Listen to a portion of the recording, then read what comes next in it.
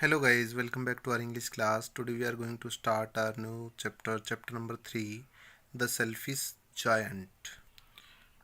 Guys, giant uh, that we have to call demon.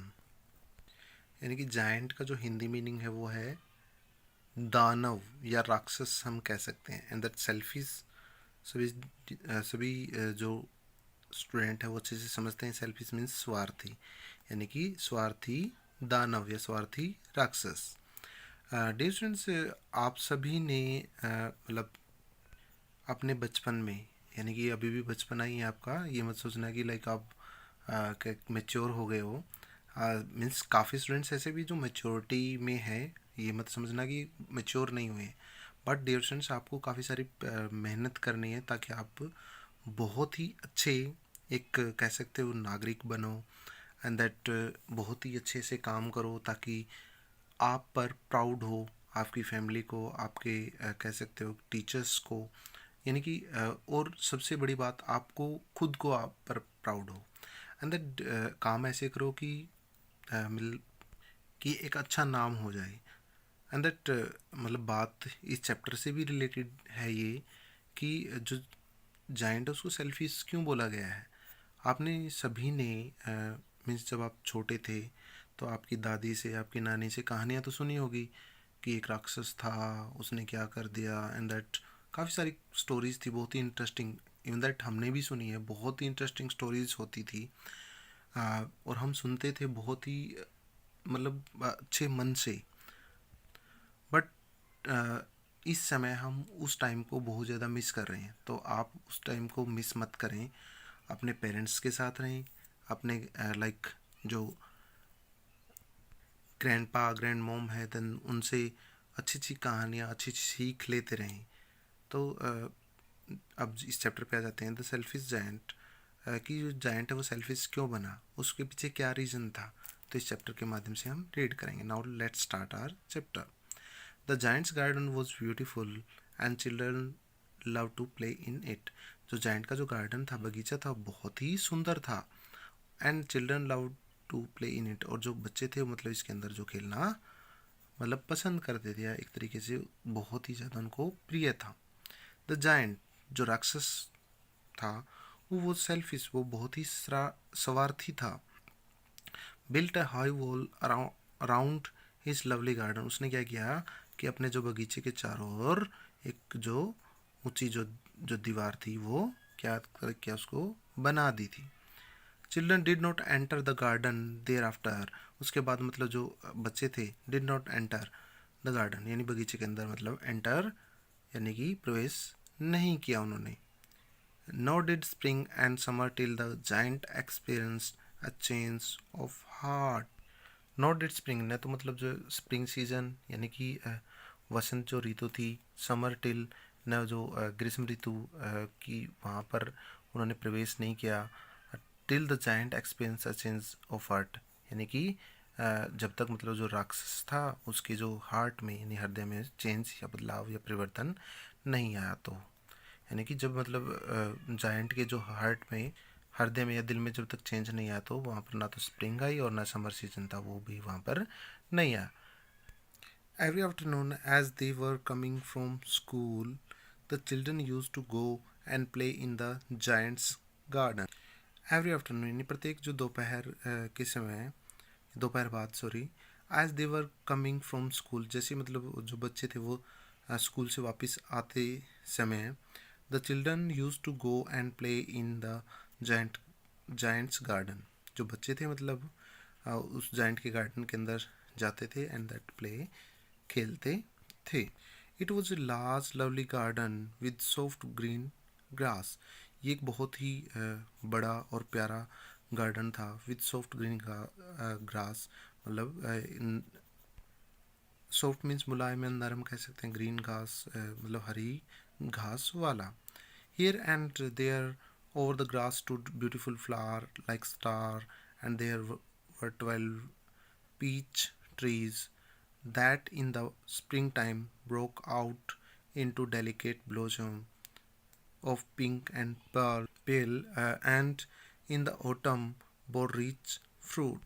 It was a large lovely garden, ये बहुत ही बड़ा और जो प्यारा गार्डन था, विद सॉफ्ट ग्रीन ग्रास, मतलब एक जो कोमल या नरम कह सकते हैं हरी जो घास के साथ। Here and there over the grass, यानी यहाँ और वहाँ, मतलब क्या था, ग्रास के ऊपर stood beautiful flowers like star, जो घास के ऊपर क्या थे, बहुत ही जो सुंदर जो फ्लावर्स खिले हुए थे, जैसे मतलब तारों की तरह, एंड देयर स्टार की तरह। And there were 12 peach trees, and there और वहाँ पर जो 12 पीच ट्रीज यानी आड़ू के जो पेड़ थे, 12 जो आड़ू के पेड़ भी थे, that in the spring time broke out into delicate blossom of pink and pearl. That in spring time, यानी जो स्प्रिंग टाइम के दौरान क्या होता था कि broke out into delicate blossom, यानी उनके ऊपर जो सुंदर फूल खिल पड़ते थे, ऑफ पिंक एंड पेयर, यानी जो गुलाबी और जो मोतियों की तरह।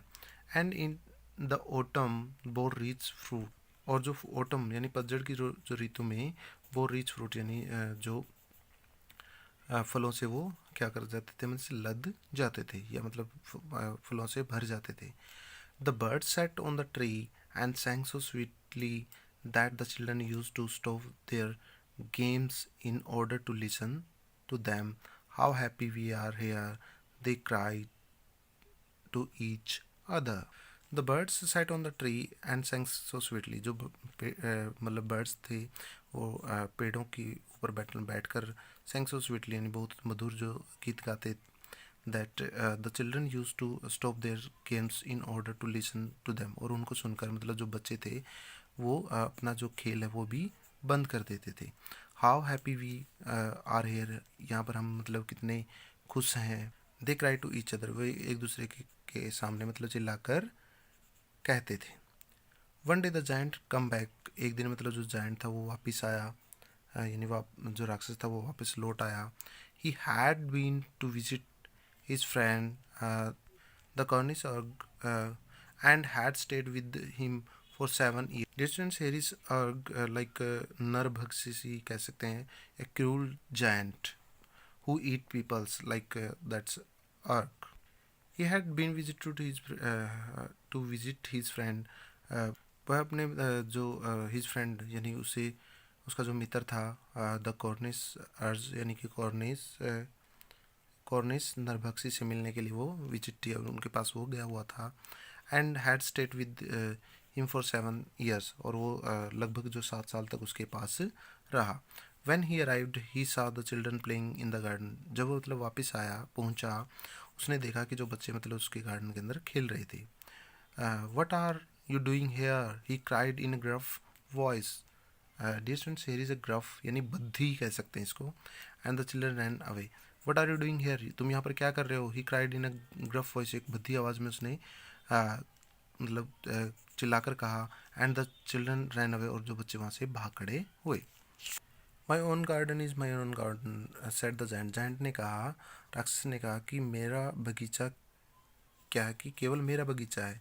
Any one can understand that, कोई भी मतलब इस बात को समझ सकता है।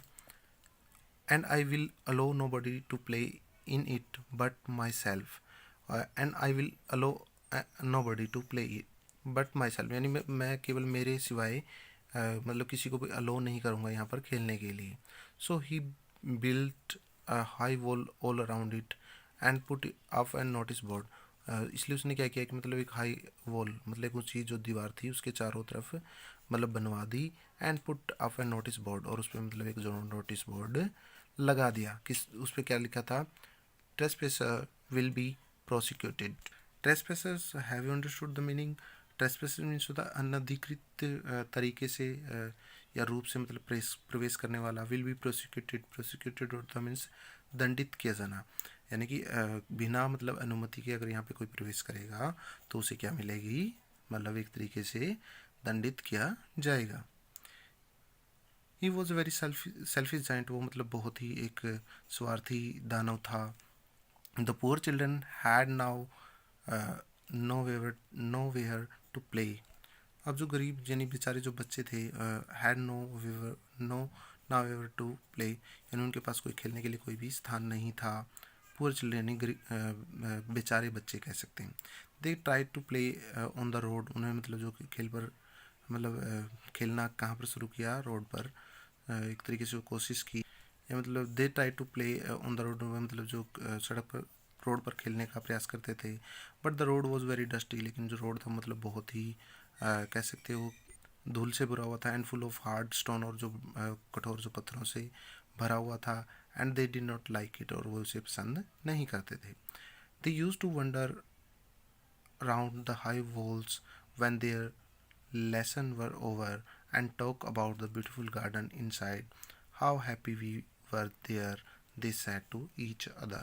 They used to wander around the high walls when their lesson were over. जब यानी जब उनके मतलब काम कंप्लीट हो जाते थे, मतलब एक तरीके से पढ़ाई पूरी हो जाती थी, तो वे क्या करते थे, they use to wander around the high walls, उस मतलब जो ऊंची दीवार के बारे में बात करते रहते थे, and talk about the beautiful garden, और उस जो सुंदर बगीचे के बारे में भी वो बात करते थे इनसाइड, यानी उसके अंदर के नज़ारे को।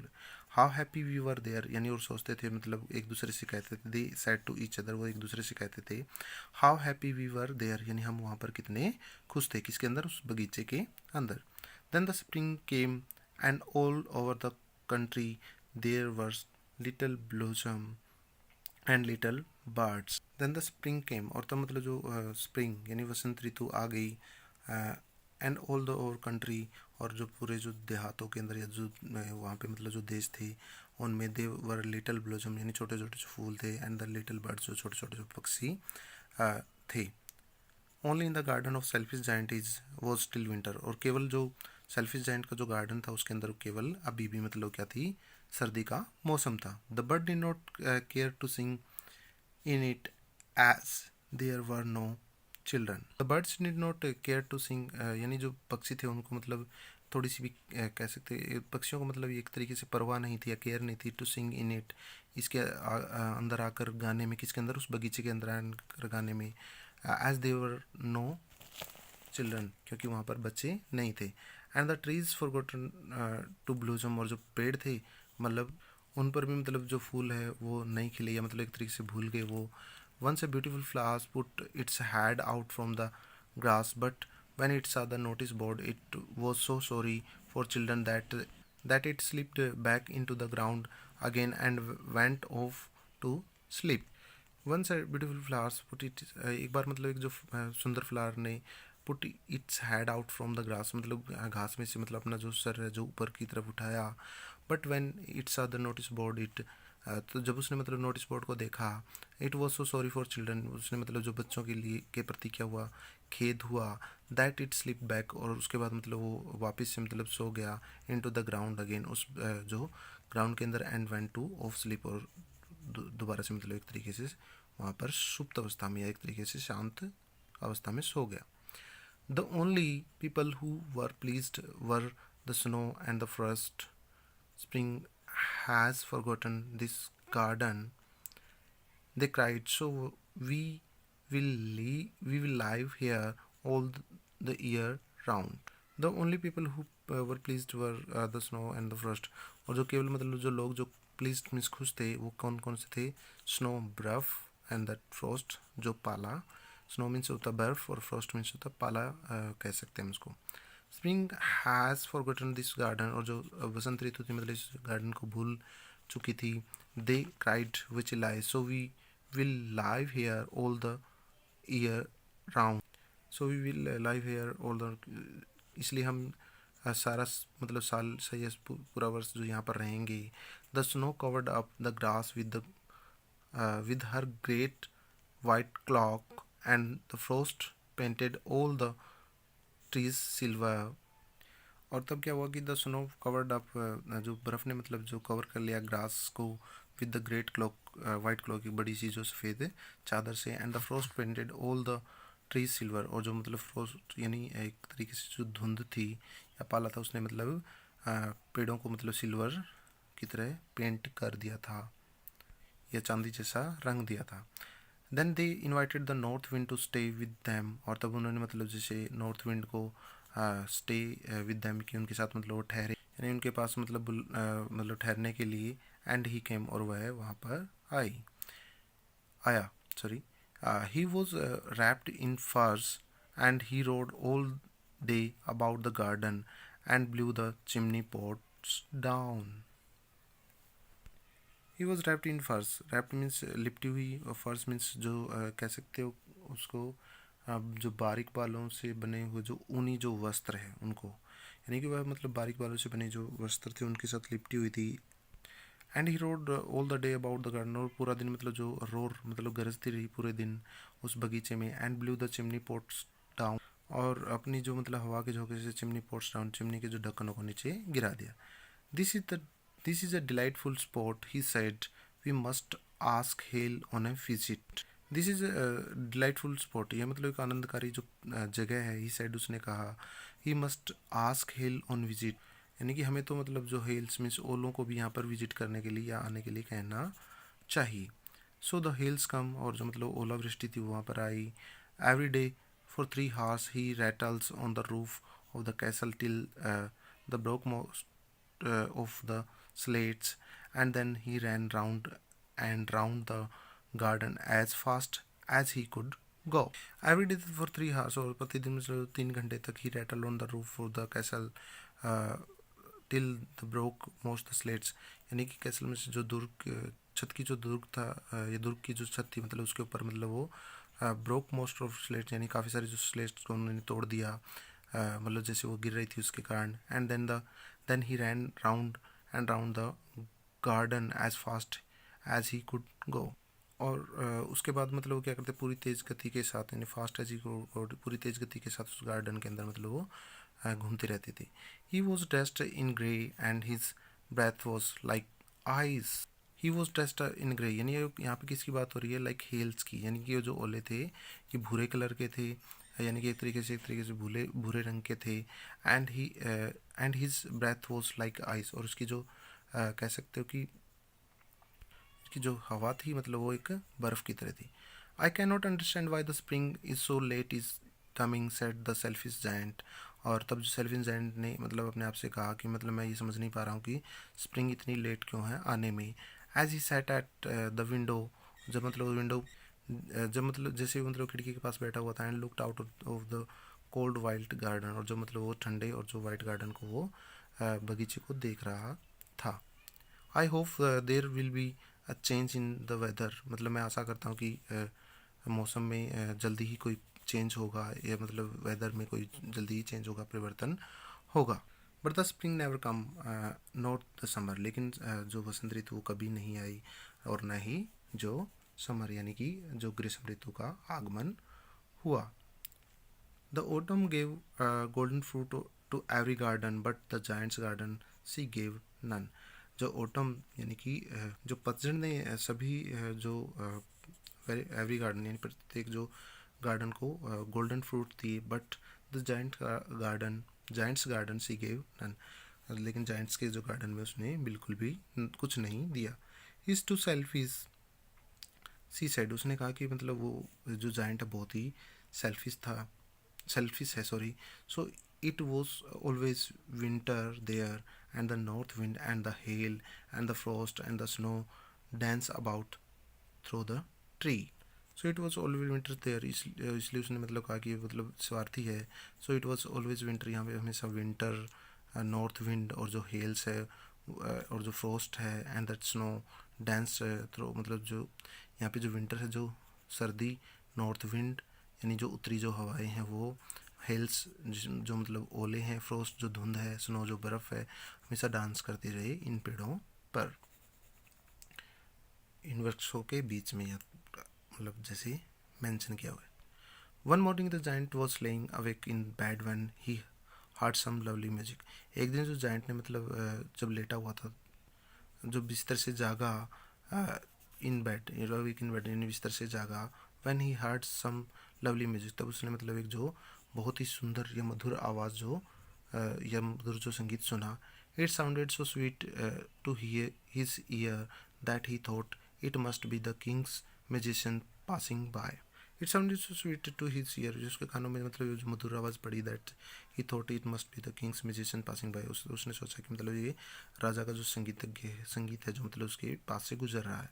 It was really only a little Lynette singing outside his window.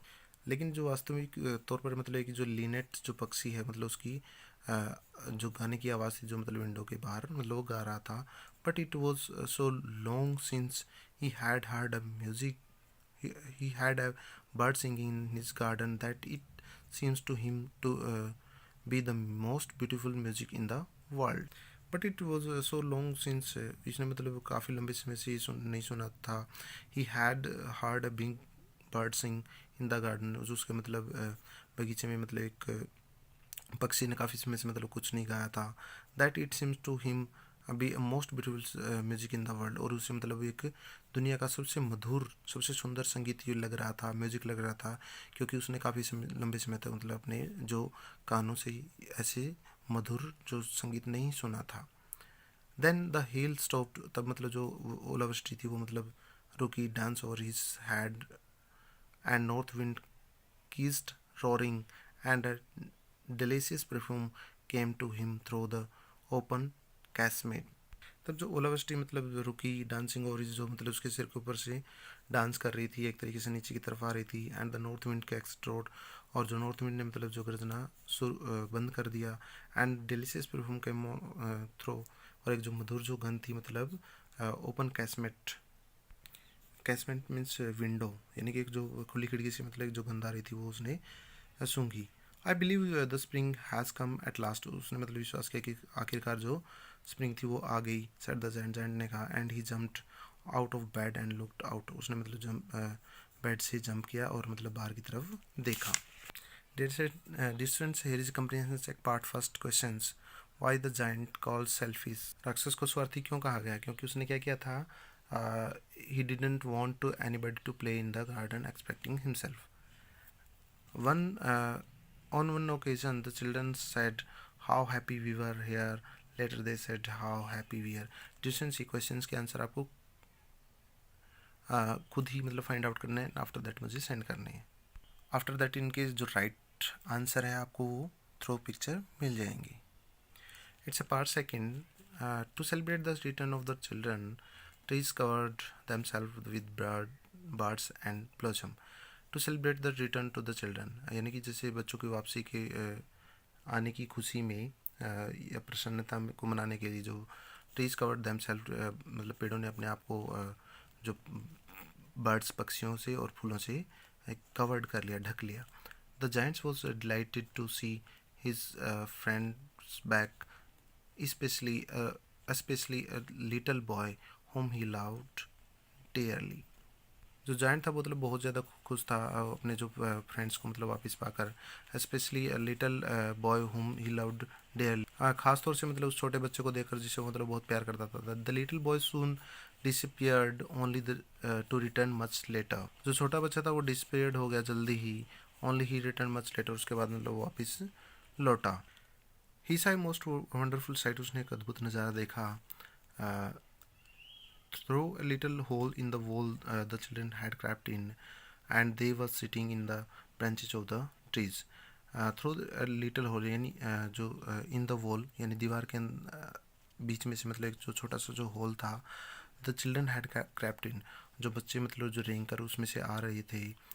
Had they were sitting in the branches, और मतलब जो टहनियों पर बैठ रहे थे।